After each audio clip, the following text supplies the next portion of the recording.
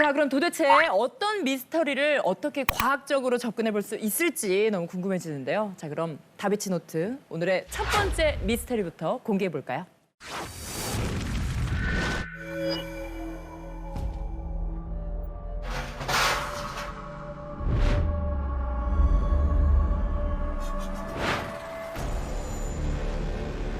독일어로 소란스러운 유령을 뜻하는 폴터가이스트는 이유 없이 이상한 소리가 들리거나 물체가 스스로 움직이고 파괴되는 초자연적인 현상을 말하며 이런 미스터리 현상은 지금도 세계 각지에서 보고되고 있다. 그래, 있다니까.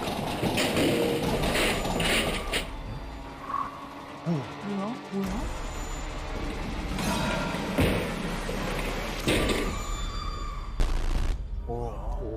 전체 노트북이 다 그런 거죠? 저건 조금. 소리가 의자가 튀어나오고. 이게 리얼이야 지금? 그런 거 아니에요? 저 CCTV. 예. CCTV에 저 밑에 저거 초 가는 거 보니까. 눈이 쾅 닫히면 혼자 갑자기. 이거 열어봐. 저 밑에 뭐 떨어졌어. 오, 두 명. 이게 뭐야? 마네킹. 움직여 지금. 마네킹 머리가 돌아갔잖아 지금. 그렇죠, 마네킹. 그래, 지금 돌았어. 각도가. 오, 세네. 지금 다들 놀라셨을 텐데 네. 다빈치 노트 오늘의 첫 번째 미스터리는 바로 폴터가이스트 현상입니다. 또 공포 영화에서 많이 본 장면들인데요. 그런데 영화에서나 볼 법한 일들이 현실에서도 일어나고 있다고 하거든요. 과연 어떤 일들이 벌어지고 있는지 함께 만나보시죠.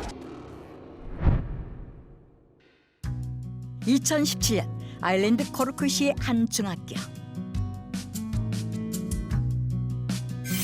활기찬 분위기 속 아이들은 각자의 시간 속에서 그날도 평범한 하루를 보내고 있었는데 모두가 집으로 돌아간 시각. 어느덧 학교에도 밤이 찾아오고 새벽 3시. 새벽 3시.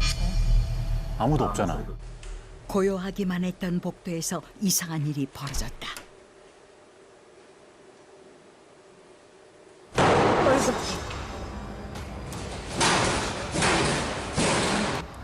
뭔 소리야? 아무도 없는데 지금 나는 소리인 거잖아, 이게 뭐야? 그러나 이런 기이한 현상은 며칠 뒤에도 계속되었는데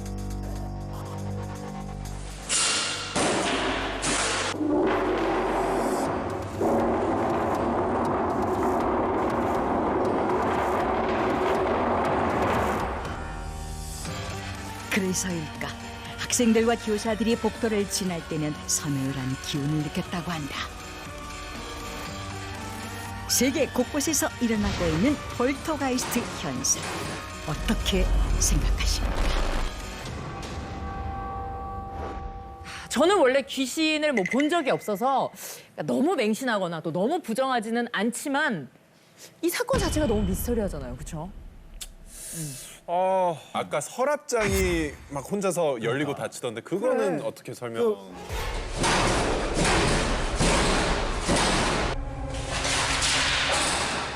저는 단순하게는 그냥 기울기 문제 때문에 그럴 수 있다라고 봐요. 기울기요. 예, 집 자체가 그냥 수평이 좀 안 맞는 집 그런 집 가끔 있잖아요. 네. 집 자체가 수평이 뭐 좀 안 공사가 맞는 뭐, 수도 뭐가 있고 있던가. 그리고 처음에는 수평이 잘 맞게 집을 잘 지었는데 하다 보니까 뭐 집안 침하라든가 이런 것 때문에 수평이 좀 안 맞게 됐을 수도 있고 특히 귀신 이야기 이런 거 제가 좀 조사해 보면 많은 사람들이 이야기하는 게 의자가 가만히 있는데 저절로 빙 네네네. 맞아요. 많이 하거든요. 의자 같은 경우에 회전 의자기 때문에 원래 돌라고 만들어 놓은 거예요. 회전 의자가 아닌거든요. 그런데 약간의 그런 수평상의 문제만 발생을 하면 조금만 기울기가 발생해도 회전 의자는 빙 돌죠. 모르고 보면 신기하죠. 저희 앉아 있나? 그럼 만약에 제 연구실의 서랍장도 그냥 열려요. 그래서 책을 고여놨습니다. 우리들은 안 열립니다. 기울기 문제다. 혹시 다들 무서우셔서 그러는 거 아니에요? 믿기 싫어서. 무서워서 그런 것도 조금 있어요. 근데 그것보단 저는 아무래도 조작이라든가 누군가의 장난 같은 게 아무래도 더 원인으로 맞는 것 같아요.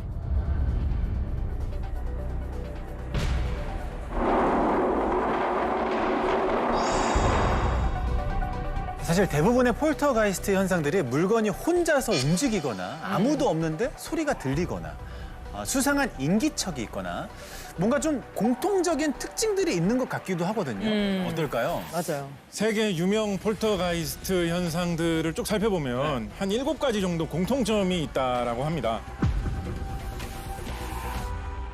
첫 번째, 물건이 사라진다. 두 번째, 물건이 공중에 뜨고 날아다닌다. 그치, 아까 봤던 거. 세 번째, 악취가 난다. 악취. 그리고 뭐 전파 간섭이 일어나는 사례가 많다 이런 얘기도 있어요. 아까 모니터. 맞아요. 다섯 번째, 아무도 없는데 뭐 발소리가 들린다거나 노크 소리가 나는 것 같다.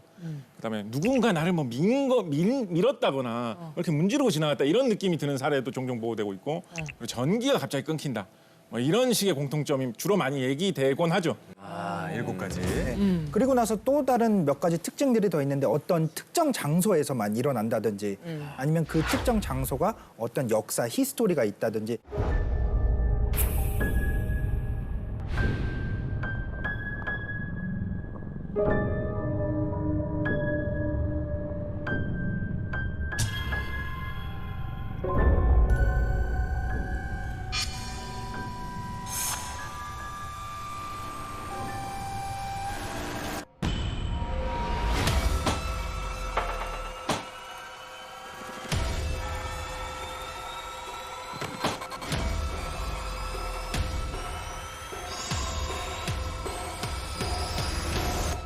그리고 나서 또 보면은 목격자가 적어요.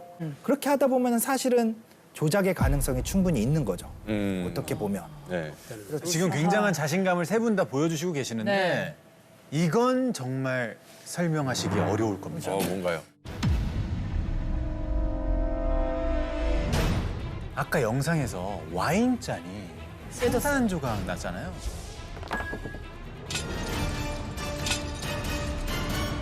이것도 과학적으로 증명할 수 있습니까?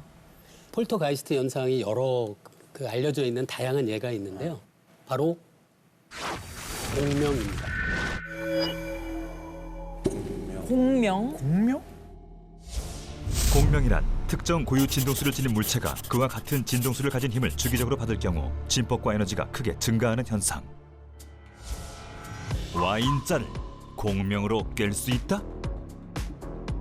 와인잔을 공명으로 어떻게 깰 수 있을지 다빈치 노트에서 직접 실험해봤다.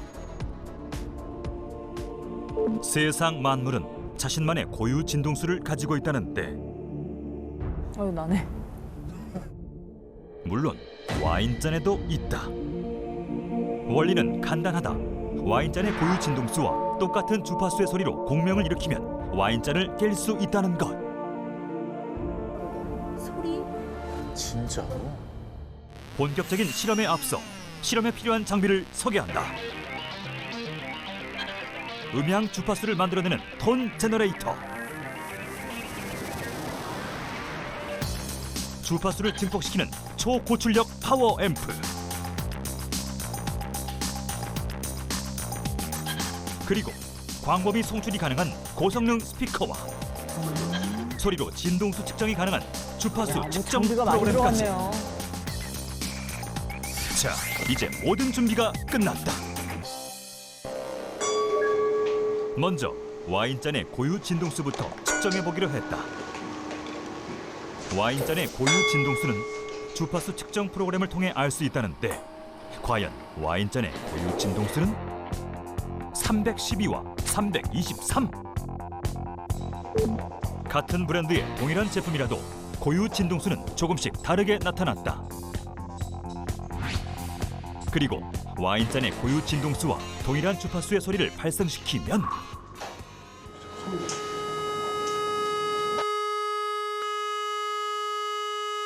그런데 방이 없는데? 무언가 잘못된 듯 출력을 더 높여보는데 과연 깰 수 있을까? 움직인다. 슬슬 움직인다. 떨린다, 떨린다. 와인잔이 깨졌다. 와인잔이 깨지는 모습을 더 자세히 보기 위해 1초에 5,000 프레임 촬영이 가능한 초고속 카메라를 준비했다.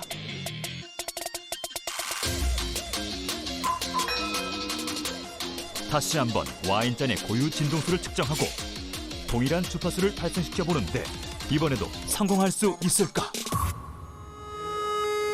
내부의 진동. 깨지지 않을까요, 똑같이? 또 흔들린다. 무슨 물방울처럼 저렇게. 신기하다. 미세한 움직임까지 선명하게 보이는 와인잔의 진동. 이것이 바로 공명이다. 진동의 증폭이 점점 더 커지는 무서운 공명의 힘에 와인잔은 결국 산산조각이 나고 말았다.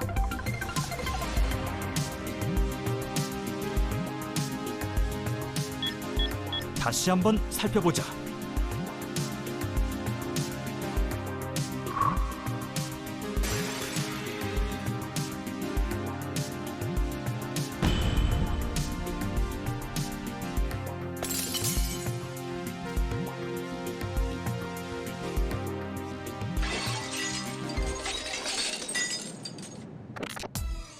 여기서 잠깐! 정말 소리의 힘만으로 와인잔이 깨진 것일까? 소리까지 촬영 가능한 최첨단 특수 카메라, 사운드 카메라로 다시 한번 촬영해보기로 했다. 아니 세상에 제작비가 얼마길래 저렇게. 그거 다 비싼 거 아니에요? 사운드 카메라라는 게 있어요. 글쎄 말이에요. 저도 소리의 그 공간적인 분포를 측정하는 거예요.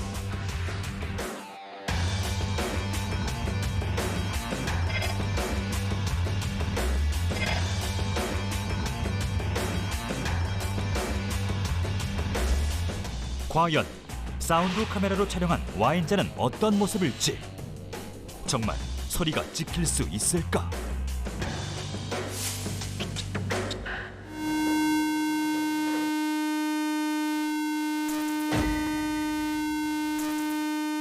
우와! 공간적인 육안으로 색이 이렇게 보여.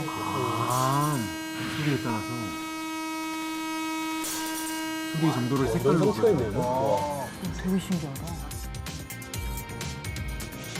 눈으로 직접 확인할 수 있는 놀라운 소리 공명의 힘.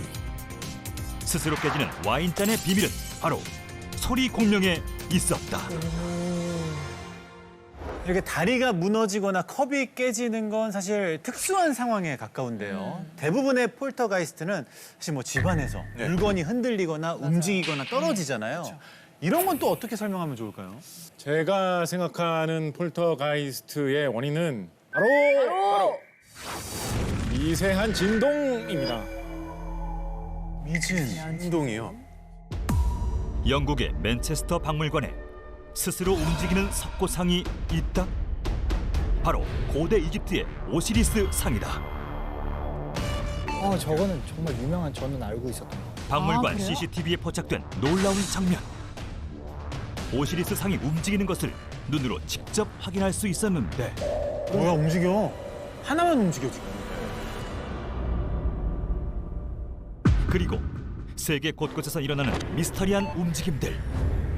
마네킹이 돌아가고 인형이 움직인다. 심지어 미스터리한 이 현상들 역시 미세한 진동과 관계가 있는 것일까? 세상에는 다양한 종류의 진동이 발생하고 있다. 무서운 자연재해부터 일상 속 작은 진동까지. 그런데 인간이 느끼기 힘든 미세한 진동이라도 물체의 주기와 우연히 맞아떨어진다면 어느 순간 갑자기 우리가 모르는 사이에 물체는 스스로 움직일 수도 있다는데 과연 미세한 진동은 물건을 어떻게 움직일 수 있었던 걸까? 그래서 다빈치 노트에서 직접 실험해봤다. 실제 오시리스 상과 똑같은 크기인 25cm의 동상을 준비. 그리고 움직이는 오시리스 상 재현을 위한 핵심 포인트. 맨체스터 박물관의 환경과 동일하게 설정하기 위해 실험을 방문객들의 정말. 발걸음 진동을 대신할 특수 진동기를 설치했다.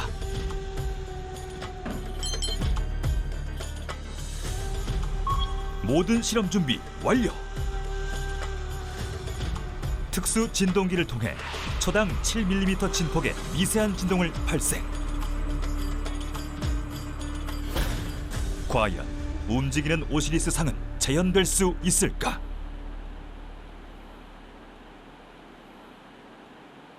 그런데 아무런 움직임이 없다. 다른 각도에서도 움직임은 전혀 보이지 않는데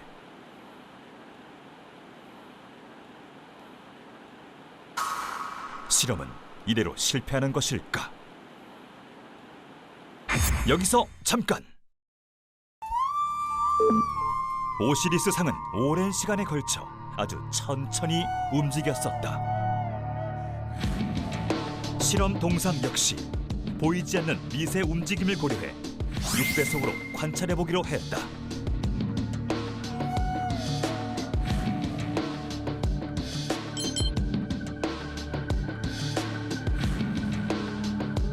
그때 보이시나요? 미세하지만 분명히 보이는 동상의 움직임. 확실한 비교를 위해 6배속보다 4배 빠른 24배속으로 돌려봤다. 어떻게 이런 일이 가능했을까? 바로 미세한 진동이 만들어낸 동상과 바닥면 사이의 마찰력으로 동상은 거의 반 바퀴를 스스로 회전할 수 있었던 것이다.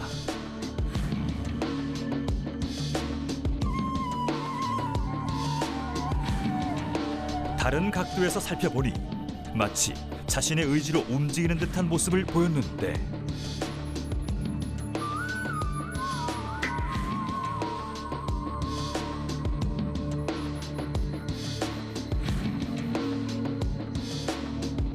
움직이는 오시리스 상의 비밀은 바로 미세한 진동에 있었다.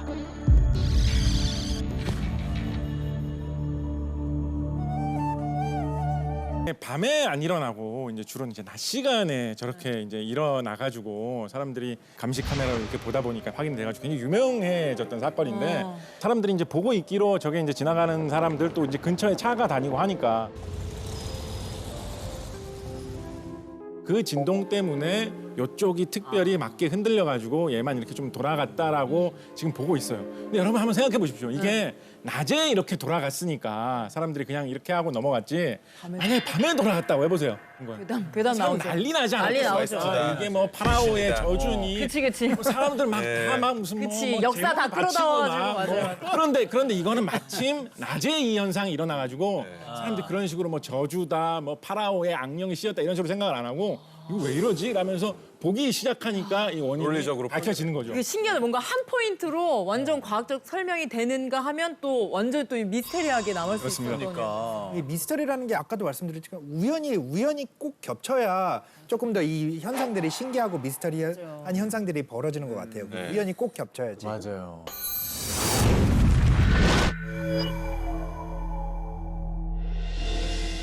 우리가 살아가는 이곳 지구, 그리고 지구가 만들어내는 수많은 현상들. 17세기 과학자이자 물리학자 아이작 뉴턴은 떨어지는 사과를 보고 만유인력의 법칙을 발견한다.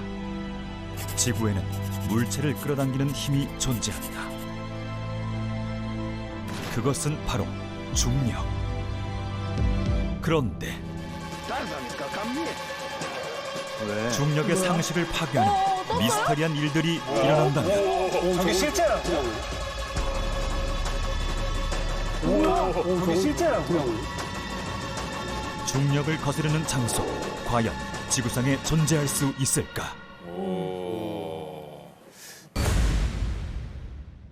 평형 감각이 깨어지는 것, 일반적인 물리 법칙이 통하지 않는 것,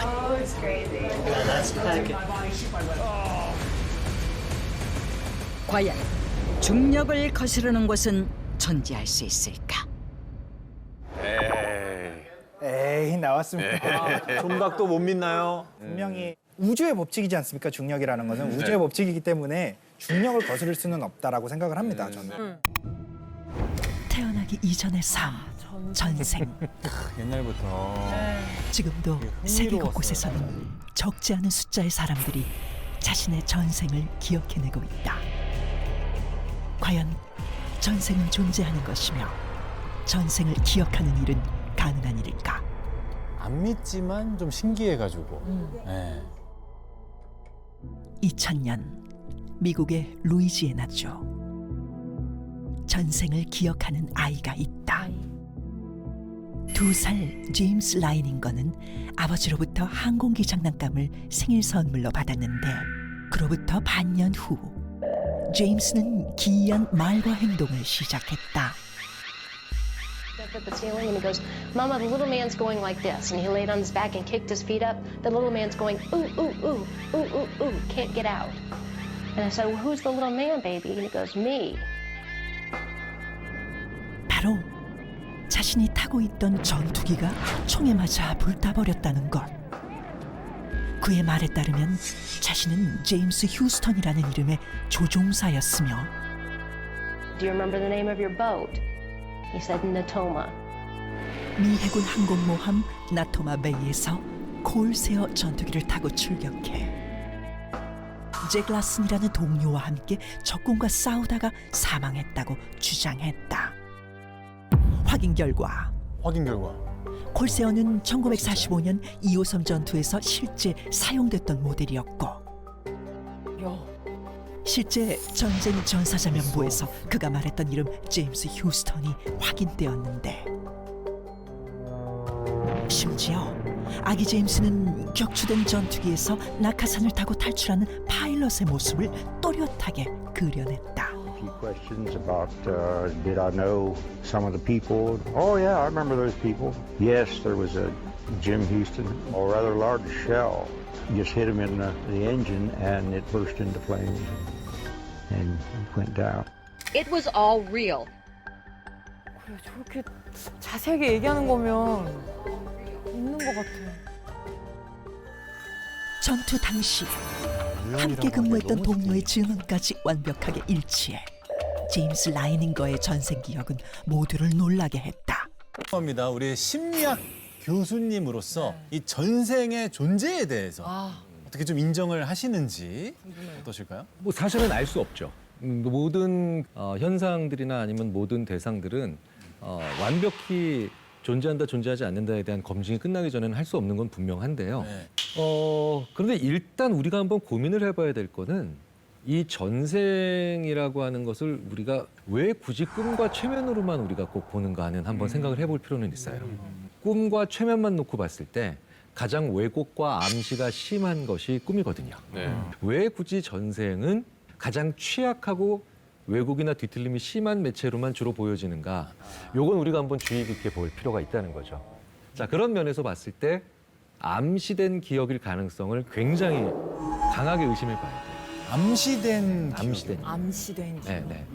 이 암시라는 게 뭐냐면 넌지시 슬쩍 들어왔는데 그게 심어지는 거예요. 맞아요. 심어지는 거죠. 그래서 이거 누가 조정하는 게 아니에요. 그냥 우리끼리도 얼마든지 할 수 있어요. 이 자리에서 혹시 테스트 해볼 수 있는 뭔가가 있을까요? 암시라는 건 굉장히 순간적으로 사람의 생각을 거기서 못 벗어나게 만들거든요. 간단한 실험 뭐 이런 거 있죠. 뭐 그냥 컨닝이라고 5번 따라해 보세요. 시작. 컨닝. 자, 3번만 더 시작. 컨닝. 미국의 초대 대통령은 링컨. 워싱턴이죠. 링컨이 나와. 나는 링컨이라 할 뻔했어. 그러니까 컨닝이라고 쭉 5번 하면서 생각이 거기를 반대 가설을 검증을 안 하는 거예요, 생각을. 저도 하나 생각나는데 해봐도 됩니까? 네. 뭐죠? 우리 송아지라고 한번 5번 말해볼까요? 송아지요? 송아지. 3번만 더 해보겠습니다. 송아지. 개나리 노래 한번 불러보실래요? 개나리. 그렇지. 이거야. 개나리. 그렇지. 이거야. 개나리. 그렇지. 이거야. 얼룩.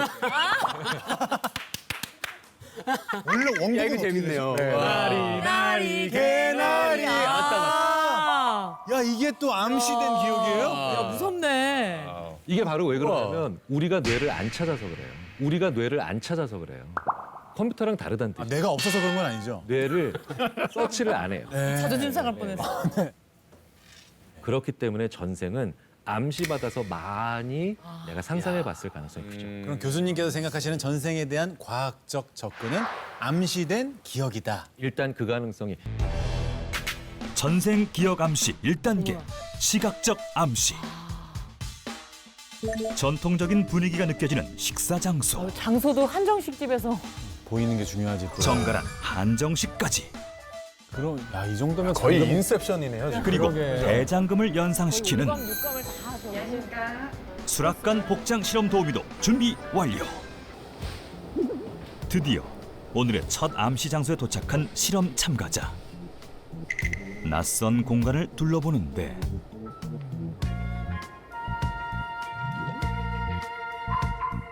사실 5명의 실험 참가자들은 오늘 실험을 단순 심리 테스트로만 알고 있는 상황. 대장금 캐릭터를 연상시키는 실험 도우미 장금이의 손길로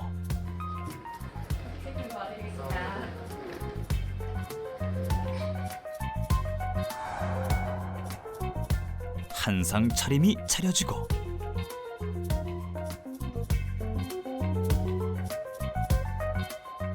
영문을 모른 채 맛있게 점심 식사를 시작하는 실험 참가자들. 지금 입력이 되고 있는 거지. 그렇죠. 본인도 모르게. 과연 시각적 암시는 실험 참가자들에게 어떤 영향을 주게 될 것인가? 기억 암시 2단계 청각적 BGM 암시. 트는구나. 그럼 OST. OST 들면 끝나죠. 끝났어요. 저거는 무조건 잠금이죠, 전생. 근데 좀 무섭다. 꿈에도 나오겠다. 본격적인 실험에 들어가기 전 대기 공간에서 드라마 OST를 들려주고 대장금 영상도 볼 수 있게 준비했다.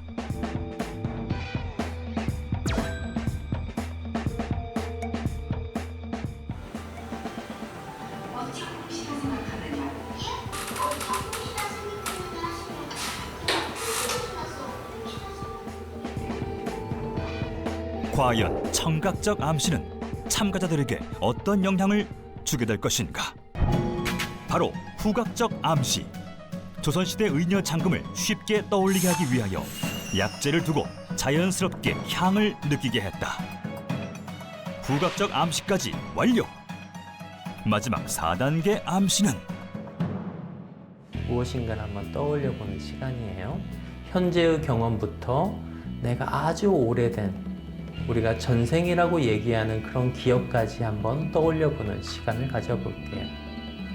자, 지금 이 여러 가지 문들 중에서 조선이라는 나라와 연관되어 있는 전생의 문들만 남고 나머지는 모두 사라질 거예요. 바로 심리 상담가와 최면 트레이너의 상황 유도. 두 실험자는 실험 참가자들이 전생 기억을 잘 떠올릴 수 있도록 유도했다. 과연 그 결과는? 편안한 소파에 누워 최면 상태에서 전생을 깜빡이지 마시고 떠올린다. 좀 손톱을 집중해서 바라보세요. 깜빡이지 마시고. 자, 이거 보고 있으면 눈이 좀 따갑게 느껴질 수 있고 시큰거릴 수 있고 눈꺼풀이 묵직하게 느껴질 수 있어요. 제 손을 따라 눈을 감으세요. 그렇죠. 자, 감은 두 눈꺼풀에 의식을 둡니다. 지금부터 두 눈꺼풀의 힘 점점 더 자유롭고 깊은 여유와 깊은 편안함을 느낄 거예요. 자, 이제 제가 셋을 세고 손가락을 튕기면 마음의 방 하나를 떠올릴 것입니다. 하나, 둘, 셋. 떠올리셨나요? 지금 이 마음의 방은 무슨 색깔일까요? 나무색이요. 나무색의 마음의 공간입니다. 그죠? 네. 바로 무의식의 공간이죠. 이제 그 의자에서 일어서십시오.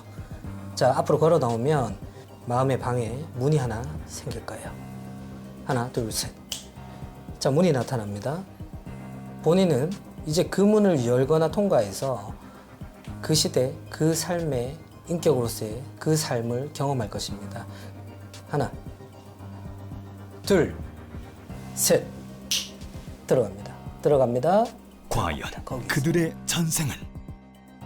자, 당신은 전생에 어떤 인물이 되었습니다. 내가 눈을 감고 뭔가 연상하고 숨을 들이마시고 느꼈을 때 여기 이 의자에는 어떤 대상이 앉아 있나요? 실은 아무도 없었어요. 아무도 없었어요. 네. 어허. 그러니까 막 주방에서 바쁘게 다들 이렇게 막 준비하고 있어요. 저도 막 바빠가지고 막 같이 이렇게 하고 있어요. 그렇군요. 나는 지금 뭘 하고 있죠? 수락관 구경이에요. 그렇군요. 사람들은 나를 누구라 부른가요? 저는 대장금이요.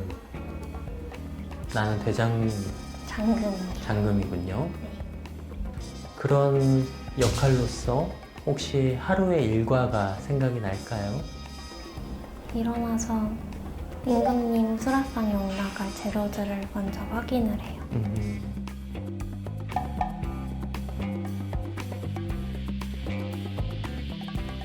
내가 무엇 때문에 이렇게 열심히 살고 있나요?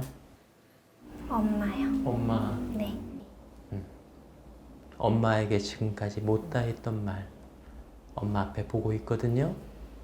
들려주세요.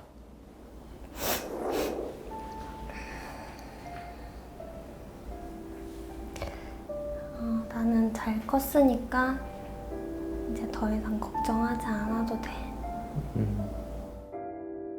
자, 주변이 밝은 거 있나요? 네, 엄청 밝아요. 엄청 밝고 실내인가요, 실외인가요? 실외요. 그 햇빛이 너무 예뻐가지고. 햇빛이 예뻐요. 네. 햇- 그리고 뭔가 기분이 좋아요. 제 손에 뭐가 들려 있거든요. 손에 뭐가 들려 있죠? 행복해 보인다. 풀들이 들려 있어요. 풀. 네. 이거 풀 캐서 뭐 하려고요? 이거 약초 만들려고요. 약초 만들려고요? 네. 무슨 약초를 만들고 싶으세요? 누가 아파가지고 동네에 어. 마을에 누가 아파서. 마을에 누가 아파요? 네, 이거 해주려고요. 사람들이 자신을 어떤 이름으로 부르는지 느낄 수 있을 거예요. 내 이름이 무엇인지. 장금이요. 장금이요. 지금 본인은 장금이라는 이름을 갖고 있는 여성입니다. 그죠? 네. 혼자 있나요? 여럿이 있나요? 셋이 있어요. 셋이 있어요. 누군 것 같아요, 이 사람들? 장금. 장금. 장금이란 사람이 있고 또 금미. 금미. 그리고요. 나. 이렇게 세 명이 있군요. 장금의 얼굴을 한번 느껴볼까요? 쌍꺼풀이 없어요. 쌍꺼풀이 없는 형. 코가 낮고. 코가 낮고. 낮아. 미인형은 아닌 것 같아요. 미인형이잖아. 좋습니다. 제가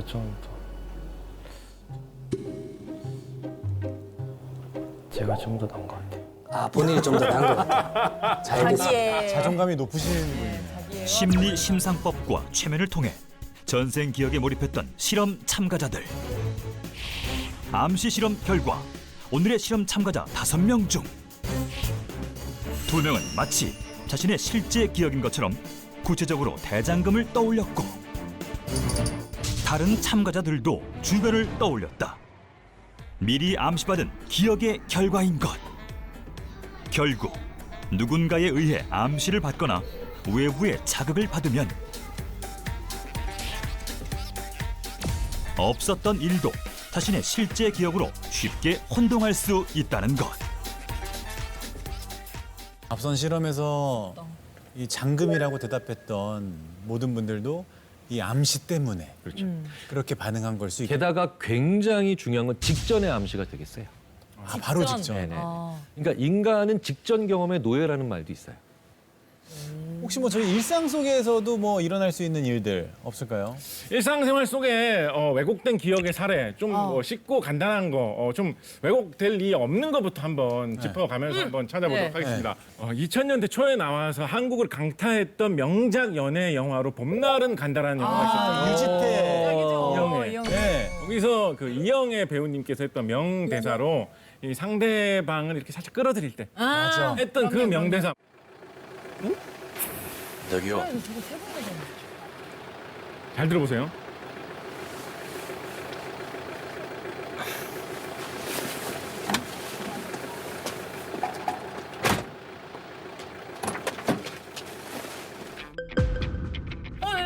라면 먹고 라면 먹고 갈래. 먹고 갈래. 보시죠. 라면 먹을래요? 라면 먹을래요? 조금 다르고. 꼭 갈래가 아니구나. 난 갈래까지. 근데 약간 뉘앙스가 좀 다르긴 하다. 그냥 먹을래요. 이거는 너무 다른데?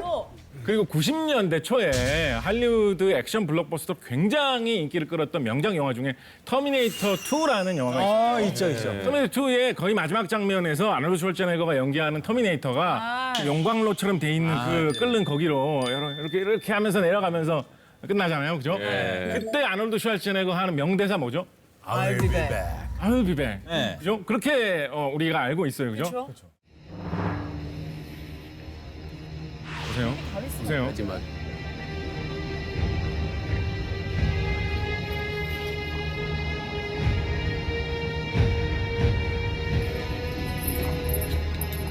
Goodbye.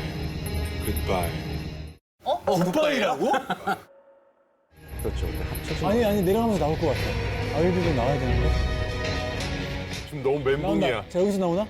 아, 안에 들어가서 얘기를 못 하는구나. 아 입이 뜨겁지. 아웃비백 어디서 나온 거야? 아예 없어요? 아웃비백 누가 얘기한 거야? 자, 기가 막히지 않습니까, 여러분? 기가 막히지 않습니까? 무서워요. 기가 막히지 않습니까?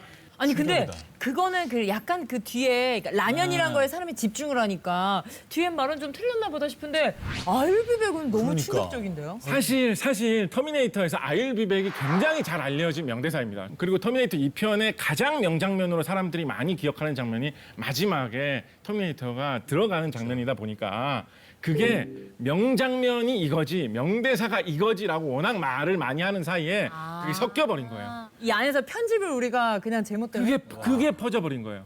최근에 인터넷을 통해서 많이 퍼진 이야기인데 만델라 효과, 만델라 이펙트 이런 말 많이 사용합니다. 만델라 많이 이게 뭐 영미권에서 처음 사용되던 말인데요. 저 남아프리카 공화국에 넬슨 만델라 대통령 계시죠?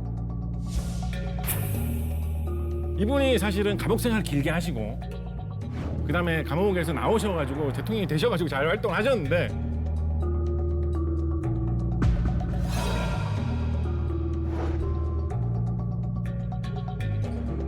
근데 그게 굉장히 많은 사람들에게 퍼져가지고 그와 비슷하게 아주 많은 사람들의 기억이 동시에 왜곡되어 있는 그런 상황을 만델라 효과, 만델라 이펙트 이런 이름으로 불리우고 있습니다. 1995년 9월 인도의 수도 뉴델리에서 놀라운 일이 벌어졌다. 풍요와 지혜를 상징하는 신인 가네샤.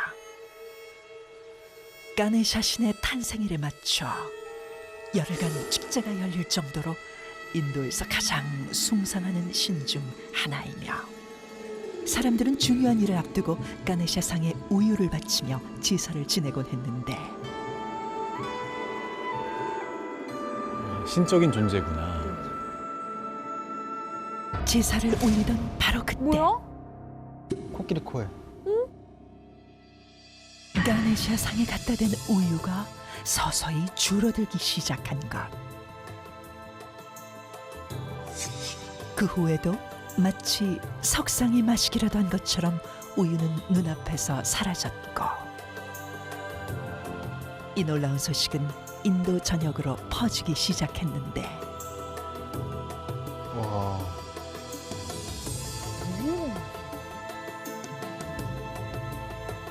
소를 숭상하는 힌두교에서는 우유 역시 신성한 액체로 여겼고 때문에 가네샤 상이 우유를 마시는 기적과도 같은 이 현상을 사람들은 밀크 미라클이라 불렀다. 우유만 먹는 건가? 다른 물이나 그런 건 안 마시나? 궁금하네요. 그러게 그것도 궁금하다 진짜. 믿을 수 없는 일은 여기서 끝이 아니었다. 이러한 현상이 인도뿐 아니라 전 세계의 힌두교 사원에서 일어난 것이다. 심지어 가네샤가 아닌 일반 석상에서도 아 진짜로? 동일하게 나타나기 시작했는데 It's a miracle. I think it's to do with the state the world's in at the moment. And I think that for some reason the gods are hungry and the people are suffering. I couldn't believe it. I thought I was going to see it for myself. And I just saw it for myself. It's absolutely amazing. 영국, 미국, 캐나다 그리고 홍콩에 이르기까지 그 수만 20곳이 훌쩍 넘었고 이러한 현상은 2달가량 이어지다 서서히 모습을 감추었다. 한시적으로만 저런 현상이 있어. 그런데 11년 후 또다시 인도를 포함해 세계 곳곳의 석상에서 똑같은 일이 발생하기 이번엔 시작했다. 다른 석상이네요.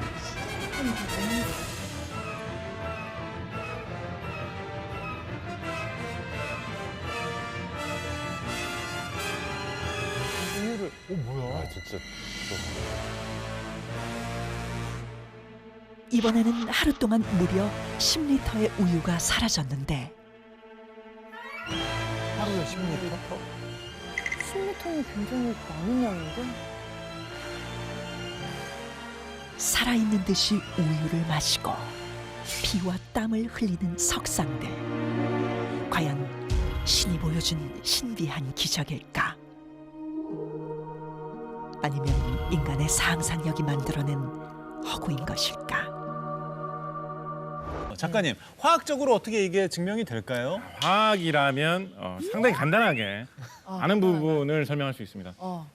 일단 쉬운 거부터. 뭐죠? 쉽지만 강한 거부터. 피눈물 한번 설명해 보겠습니다. 너무 궁금해. 피눈물 한번 설명해 보겠습니다. 너무 궁금해. 일단 여러분.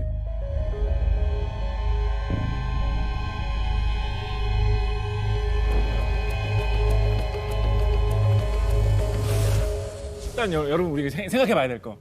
이게 피눈물이라는 것이 진짜 피겠느냐를 한번 생각해 보세요. 이게 진짜 피처럼 이렇게 뽑아가지고 현미경을 보면 안에 적혈구도 있고 뭐 혈청도 있고 혈액형 검사해 보면 혈액형도 나오고 유전자 검사도 할 수 있는 그런 피겠느냐고. 인형 같은 데서 나오는 피눈물, 그런 피눈물을 모아가지고 예를 들어서 선짓국을 끓일 수 있겠냐고. 너무 맛이 자. 입맛이 뚝 떨어지네요. 자, 그래서 네. 포인트는 뭐냐면 그것은 빨간색의 그런 액체인 것이지 피는 아니다라는 거죠. 그러면 역으로 도대체 빨간 액체가 나올 게 뭐가 있는 거예요? 빨간 액체가 나올 게 뭐가 있느냐? 빨간 액체가 나올 게 뭐가 있느냐? 지구상에서 가장 풍부한 원소, 가장 지구상에서 흔한 원소가 무엇일까요? 지구를 다 산산이 분해해가지고 성분 분석을 해본다 그러면 제일 많이 나오는 원소가 뭘까요? 하나 꼽을 수 있다면 철입니다. 철. 철이 녹슬면 어떻게 색깔 됩니까? 붉으스름한 색깔이에요. 붉으스름한 색깔. 그러니까 철 화합물, 산화철 계열의 철 화합물은 붉은색을 띠기가 쉬워요. 네. 사람의 피의 붉은 색깔도 사실은 철 화합물이 갖고 있는 색깔입니다. 그래요? 어딘가에 있는 철이 물에 이렇게 녹아서 화학 반응을 일으키면서 붉은색을 띠면서 공교롭게 나오면 그것을 우리는 피눈물이다라고 부를 수 있게 되는 것이죠. 뭐 그렇다고 해서 제가 그 어떤 신비를 부정하고 싶은 생각은 없어요. 사실 신비롭고 신기한 현상이기는 하죠. 그렇지만 그런 자연의 어떤 그런 원리의 한계 안에서 신비한 것이지 그게 진짜 피라는 것은 아니다. 이 관점에서 보면 땀 흘리는 비석 뭐 이런 것도 사실은 크게 이상할 게 없어요. 그 땀 흘리는 비석이라는 것에 나오는 그 물이 진짜 막 땀 냄새 나는 땀은 아닐 거잖아요. 거기서 뭐 소금기가 있고 뭐 땀 냄새에 들어있는 성분이 막 나오고 이러지는 않을 거잖아요. 물이 마침 맺혀가지고 흘러내리는 모습이 땀 흘리는 거하고 비슷하니까 사람들이 땀 흘리는 비석이라고 부르는 것인 거거든요. 더운 날씨에 차가운 음료수 병만 그냥 꺼내놔도 그 온도 때문에 이슬점 이하의 온도가 되면 이슬이 맺혀가지고 물이 흘러내리잖아요. 그게 결로 현상인가요? 그렇죠. 맞습니다. 결로 현상입니다. 현상.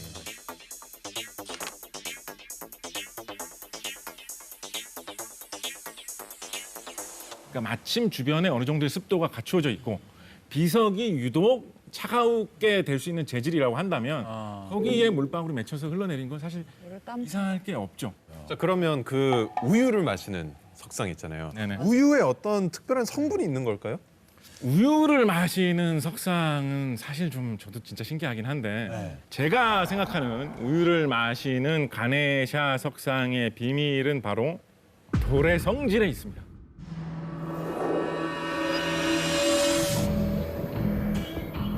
여러분 그 욕실에서 사용하는 매트, 발 닦는 매트 중에 이렇게 천으로 돼 있는 거 말고 이렇게 돌 비슷하게 돼 있는 거 그런 거 한번 보신 적 있으십니까? 물 흡수 엄청 물 잘하는. 흡수 잘하는 돌. 예.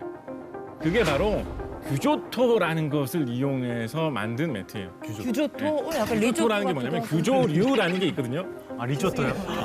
아, 저도 리조토로 들었어요.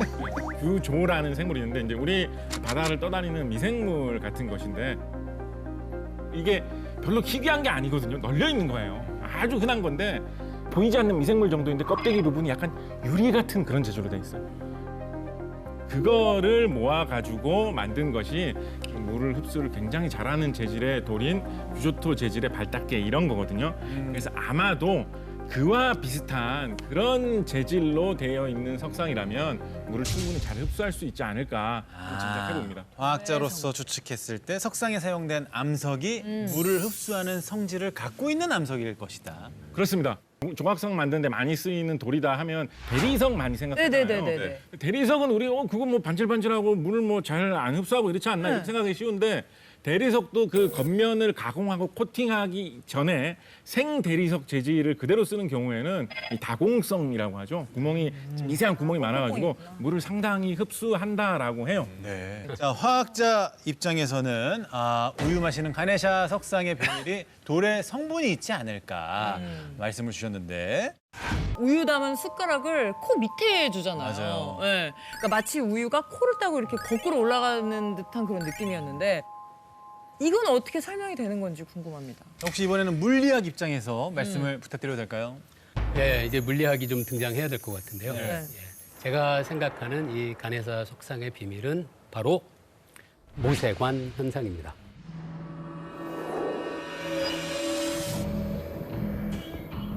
모세 혈관은 저희가 알고 있는데. 예, 사실 맞아요. 비슷한 얘기입니다. 그래요? 모세라는 게 이렇게 작은 관을 이야기하는 거거든요. 네.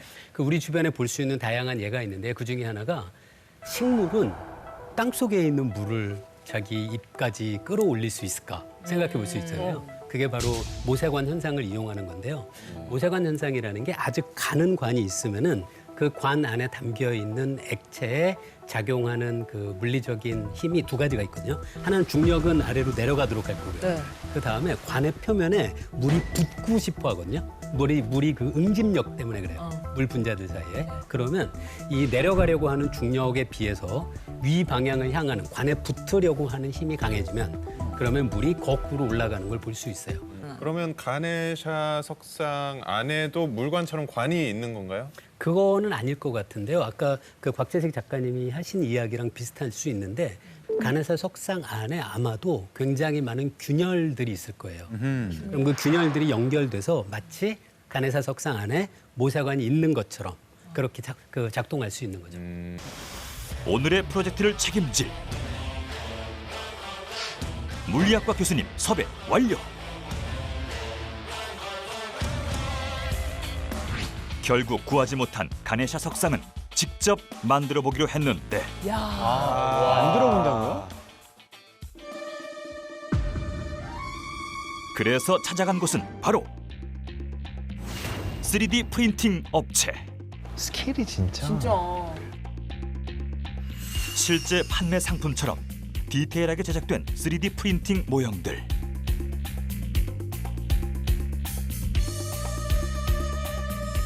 그렇다면 가네샤 석상도 직접 제작해 볼 수 있지 않을까? 프린팅 작업을 위한 가장 중요한 재료 두 가지.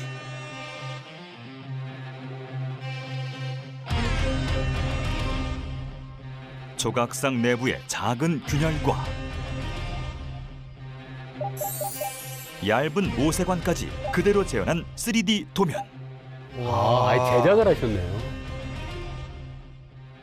여기에 가네샤 석상을 완벽하게 출력해줄 최첨단 프린터까지 준비된 상황. 그리고 프린팅을 위한 핵심 포인트, 바로 레진 용액. 레진 용액? 액체로 된 레진에 자외선을 쏘면 레진이 단단히 굳게 되고 견고하고 정밀한 가네샤 석상이 탄생하게 되는데, 모든 준비는 끝났다. 이젠 가네샤 석상을 직접 재현할 시간. 도면을 프린터로 전송한 뒤 출력 버튼을 누르자. 자, 이제 나오나요? 드디어 움직이기 시작한 3D 프린터.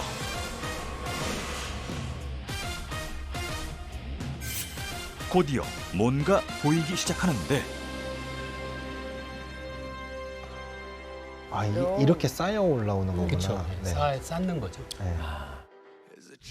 그렇게 한 겹 한 겹 인고의 시간을 거쳐 점점 모습을 드러내는 가네샤 석상. 꼬박 하루가 걸려 완성된 가네샤 석상의 모습. 기가 막히다. 와. 드디어 시작된 실험. 드디어.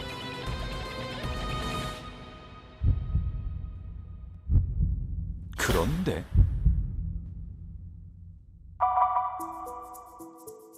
줄어들기는커녕 밑으로 흘러버리는 우유. 계속해서 시도해 보지만 흘렀다. 왜 우유는 흐르기만 하는 걸까? 뭐지? 그 이유는 바로 석상의 내부 구조에 있었다. 모세관 현상을 위해 안쪽으로 500 마이크로미터의 아주 좁은 관들을 설계했으나 아무래도 내부의 관들이 제대로 뚫리지 않은 듯한데, 그러나 여기까지 온 이상 더 이상 물러설 곳이 없다. 길이 막혔다면 뚫어서 만들면 되는 법.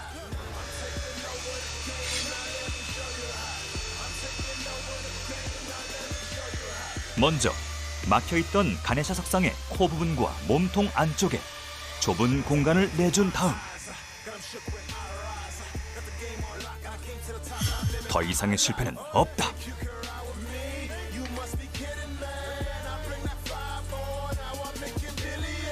지름 0.64mm의 실제 모세관까지 준비하는데, 아, 모세관.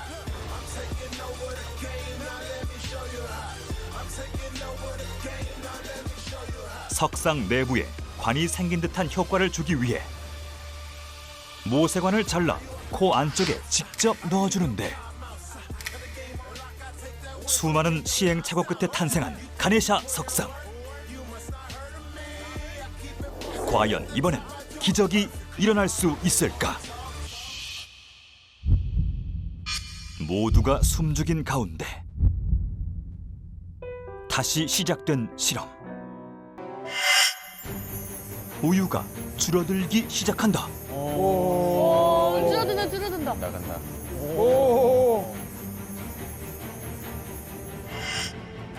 다른 각도에서 봐도 우유가 빨려 올라가는 장면이 분명히 보이는데,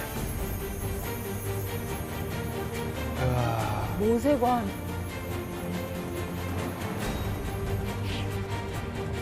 정말 영상 속 가네샤 석상처럼 수푼이 우유가 단숨에 사라지는 모습. 우유를 마시는 가네샤 석상은 모세관 현상으로 재현이 가능했다. 가네샤 석상에 숨겨진 과학적 비밀은 혹시 모세관 현상이 아니었을까? 강 박사님, 지금 말씀에 의하면 모세관 현상으로 지금 규정을 하시는 건가요? 아니면 또 다른 쪽으로도 생각을 하시는 거예요? 또 다른 가설이 있습니다. 제가 생각하는 가설은 바로 사이펀 효과입니다.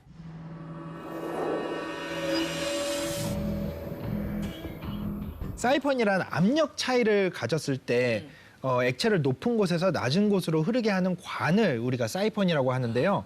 그러니까 왼쪽 통을 보시면 물의 깊이가 있죠. 관에 압력 차이가 생기게 하면은 왼쪽 높은 곳에서 아래쪽 낮은 곳으로 물이 저절로 흐르게 됩니다. 이런 효과를 사이펀 효과라고 하죠.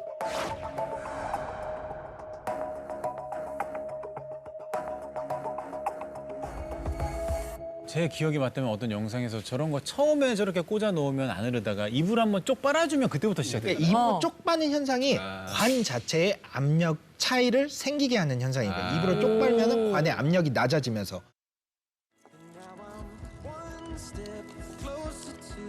보시면은 호수를 아래쪽까지 이제 담가놨죠. 호수가 가라앉게 하기 위해서 이제 돌을 묶어놓은 거예요. 쭉 빨아들이는 거는 압력 차이를 생기게 하는 거죠. 야, 멋있다. 한 번 나오기 시작하면은 물은 계속 나오기 시작해요.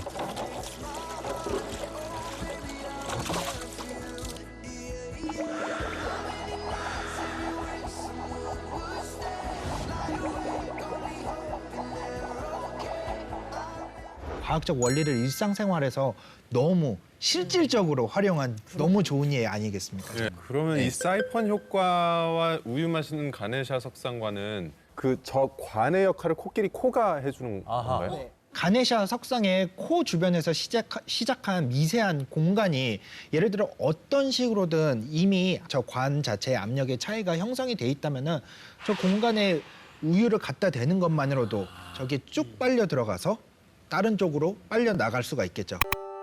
그리스 신화 속 아름다운 한 여인. 그녀는 아테네 여신의 저주로 무서운 괴물이 되고 마는데 그녀의 이름은 메두사. 메두사죠. 절대 메두사의 눈과 마주치지 마라. 메두사의 눈과 마주치는 자 누구든 돌로 변하게 되리라. 그런데 메두사처럼 모든 것을 돌로 만들어버리는 것이 존재한다.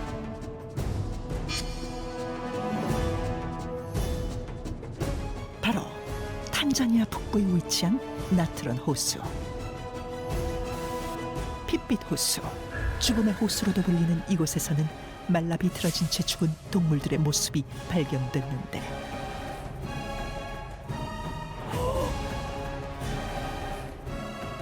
닿기만 해도 몸이 돌처럼 굳은 채 죽는 끔찍한 호수의 비밀.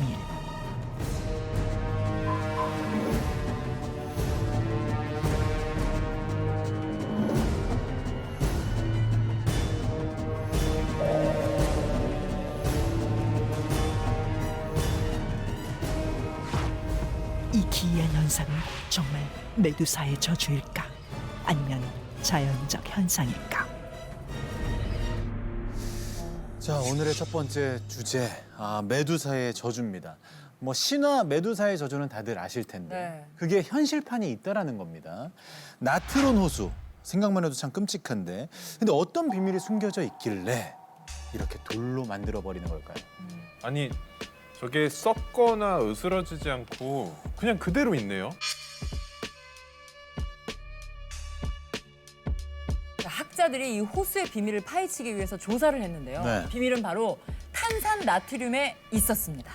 탄산나트륨. 탄산나트륨이 어떤 성분이에요? 요즘에는 탄산 소듐이라고도 하는 성분인데 이 물에다가 녹이면 염기성이라는 성질을 띠게 하는 그런 물질입니다. 산성에 반대되는 염기성, 알카리성이라고 하면 이 생체의 피부나 가죽 이런 거를 잘 녹여요. 아, 녹아요, 그것도? 네.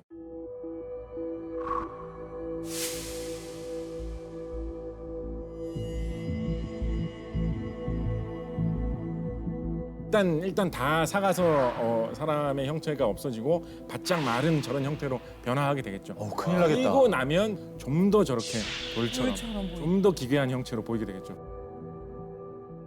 근데 저 호수에 탄산나트륨을 누가 저렇게 많이 때려 부은 건가요? 그게 정말 신기하죠. 자연적으로 저런 현상이 생기기가 쉽지는 않은데 저 호수 같은 경우에는 근처에 화산이 하나 있다라고 해요.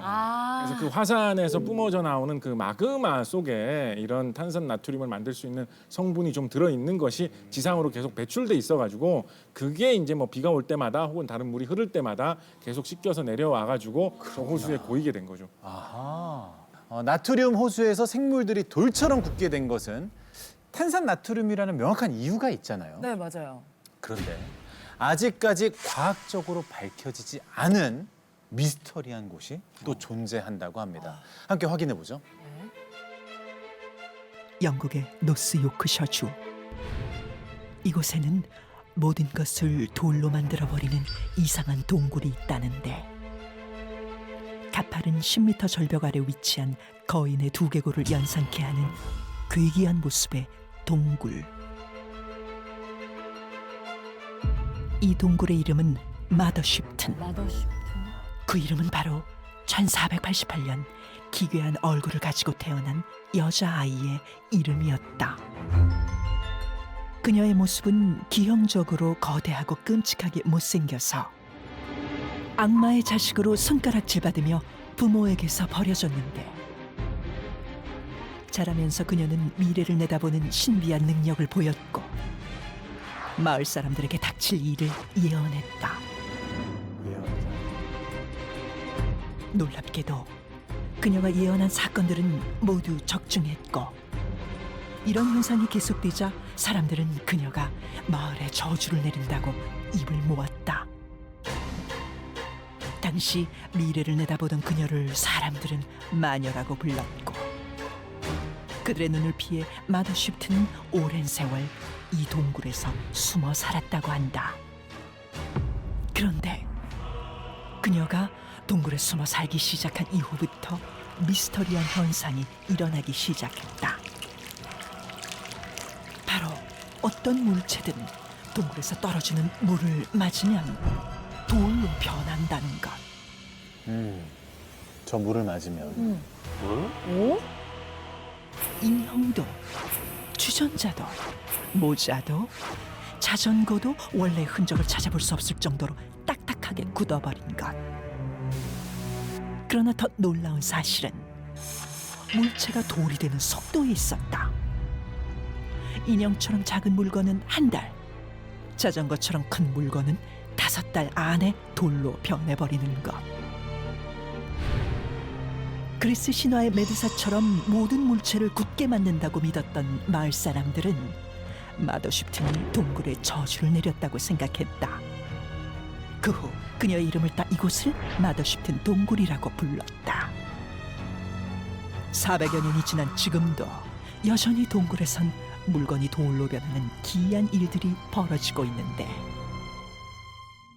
이 미스터리한 현상에 대해 학자들은 여전히 명확한 해답을 내놓지 못하고 있다.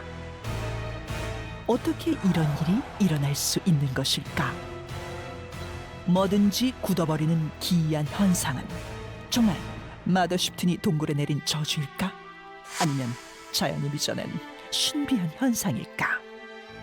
물 속에. 그렇습니다. 핵심이 있는 겁니까? 그렇습니다. 네. 특히 아까 존박 씨 말씀해 주신 거. 다들 이렇게 돌로 변했다, 겉면이 진짜 돌처럼 됐네라고 생각했을 때 쪼개보자는 거. 이런 거 진짜, 이런 거 사실 과학적인 시각이거든요. 과학 중에서도 모든 문제를 해결해 줄 수 있는 어떤 과학의 최고봉. 과학의 눈으로 본다면 명쾌한 설명이 있습니다. 제가 생각하는 동굴의 비밀은 바로 탄산칼슘입니다. 아까 거기는 탄산 나트륨이었고 여긴 탄산 칼슘이군요. 그렇습니다.